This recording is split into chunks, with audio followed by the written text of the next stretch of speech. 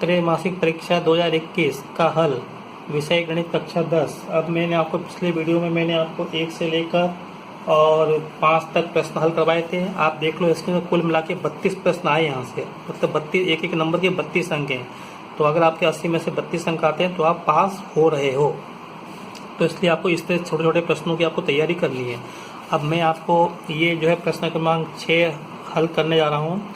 क्या लिखा है, जांच करो कि ये 3x+1 गुणा 2x-3 बराबर 2x-1 गुणा 2x-1 द्विघात समीकरण है या नहीं। तो इसको अपन को कैसे करेंगे, इसको अपन को हल करना पड़ेगा। इसका इसमें गुणा करेंगे, इसका इसमें गुणा करेंगे, फिर अपन पक्षांतर करेंगे। तो देखो मैं कर रहा हूँ। तो देखो अपने को ये बताना है कि ये ध्यान नहीं है, तो इसको हल करना पड़ेगा अपने को। इसका इसमें गुणा करेंगे तो पहले अपन करेंगे 3x का गुणा 2x-3 प्लस फिर 1 का गुणा करेंगे इसमें 2x-3 बराबर फिर इस 2x का इसमें करेंगे 2x-1 में करेंगे, फिर -5 का गुणा करेंगे 2x-1 में।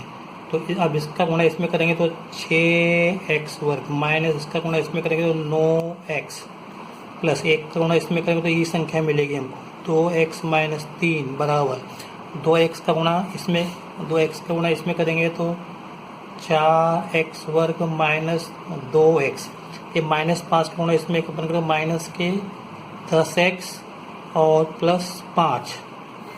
अब इस देखो इसको करते हैं तो 6x वर्ग और 9 और 2 ये घट जाएंगे तो माइनस के 7x-3 बराबर 4x वर्ग माइनस 2x माइनस 10x। तो जुड़ जाएंगे में क्या, पक्षांतर कर दो तो सबके चिन्ह बदल जाएंगे, इधर आएंगे तो ये जाएगा 6x वर्ग minus 7x minus 3 minus 4x वर्ग प्लस 12x माइनस 5 बराबर 0। देखो अब को बराबर 0 चाहिए होता है, इसलिए अपनी हिसाब है। अब देखो 6x वर्ग माइनस 4x वर्ग घट जाएंगे और 2x बनाएंगे माइनस 7x और प्लस 12x ये भी घट जाएंगे तो प्लस के 5x आएंगे, -3 और -5 माइनस के 8 बराबर 0।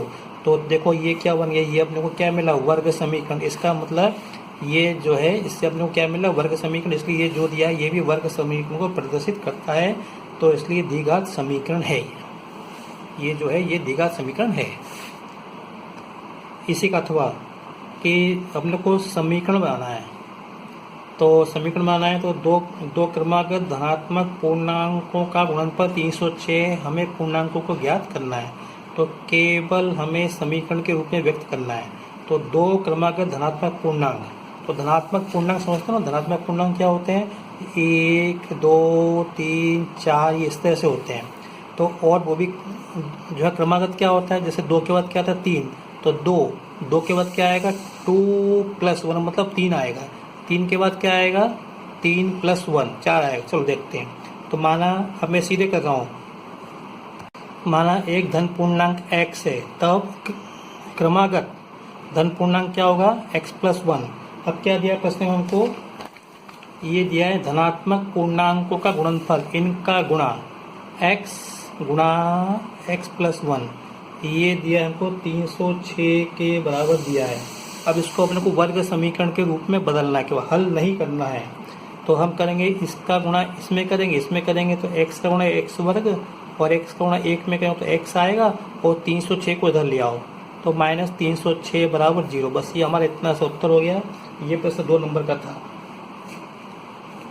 अब देखो ये 7वां प्रश्न दिया है, त्रिभुजों की समरूपता को परिभाषित करो।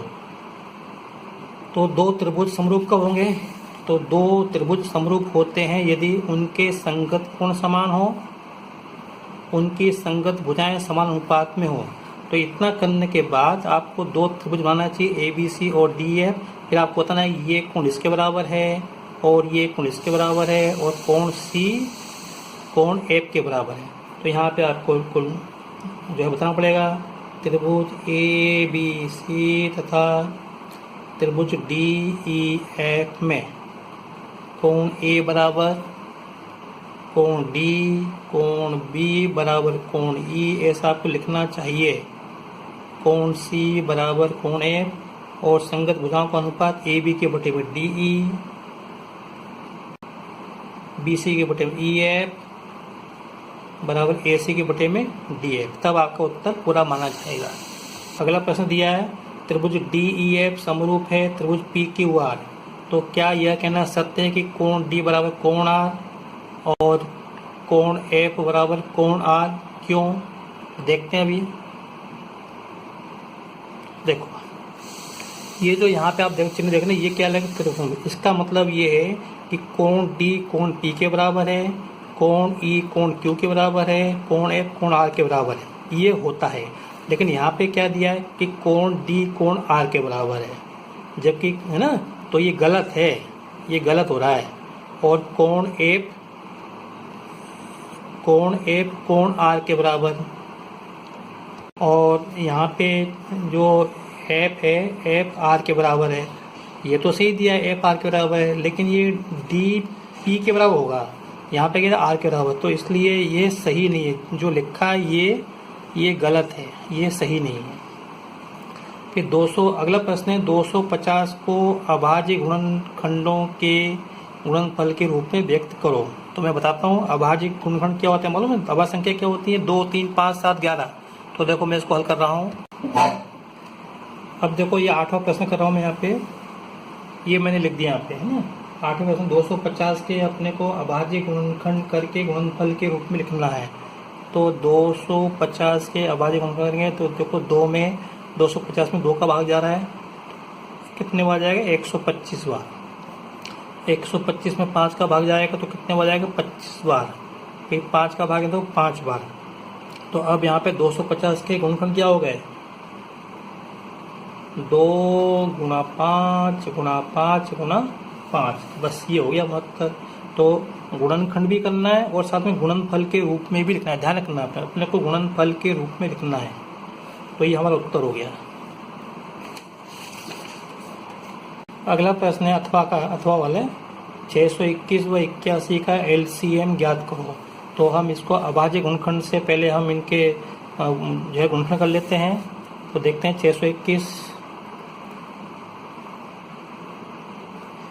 इसमें 3 का भाग जा रहा है, तो 3 दूनी 6, 3 का भाग 2 में 0 बजाएगा, 3 सत्ते 21। अब देखो इसमें भाग जा रहा है क्या और, तो इसमें 3 का भाग जाएगा, तो 3 6 18, 3 9 27। फिर इसमें 3 का भाग जाएगा तो 23 बार जाएगा, बस। अब 23 अभाज्य संख्या है। अब इसी प्रकार हम करेंगे 81 के गुणनखंड करेंगे, तो 3 का भाग 81 में 27 बार जाएगा, 27 से 81 होते हैं। 3 का भाग 27 में 9 बार जाएगा, फिर 3 का भाग 9 में 3 बार जाएगा। तो इस तरह से 621 के गुणनखंड क्या हो गए? 3 पे घात 3 गुणा 23, और 81 के गुणनखंड क्या हो गए? 3 पे घात 4, ठीक है, गुणा 1 लिख दो चाहो तो, हालांकि एक अभाज्य संख्या नहीं है, फिर भी लिख दिया था मैंने। तो अब यहाँ पे पहले हम क्या निकालें, हमको क्या निकालना है? LCM निकालना है। क्या निकालना है? LCM।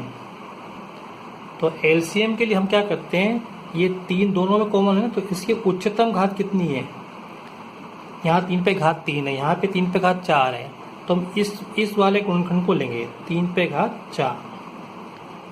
फिर 23 पे घात कितनी? 1 है, तो यहाँ पर है, तो अब हम 23 को लेंगे।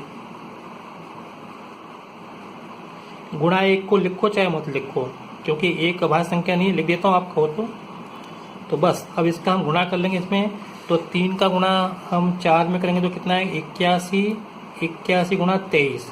अब इसका इसमें गुणा कर लेना, जो भी उत्तर आएगा। चलो मैं बता देता हूँ, 1863 आएगा।